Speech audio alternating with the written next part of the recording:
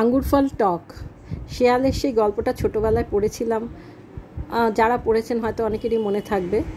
তো আজকে এই বাজার থেকে আনা আঙ্গুরগুলো দেখে মনে হলো শেয়ালের সেই বাক্যটি সত্যিই খুবই সত্যি। কেননা এত টক ছিল আঙ্গুরগুলো যে মানে সে মুখে রাখা যাচ্ছিল না, এত টক ছিল। তারপরে ভাবলাম যে কি করি এটা দিয়ে, তখন মাথায় এলো ঠিক আছে আমরা তো এত কিছু চাটনি করি, তাহলে দেখি না আঙ্গুরের চাটনি করে কী হয়, কী দাঁড়ায় এটা।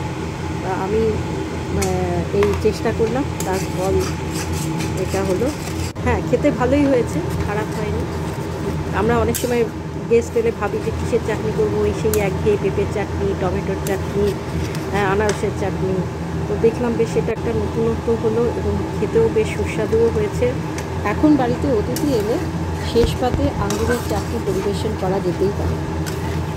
আর এটা এত টক ছিল যে এখানে আমাকে এক ফোঁটা লেবুর রসও দিতে হয়নি, এবং টক মিষ্টি মিলিয়ে স্বাদটা বেশ ভালোই হয়েছে।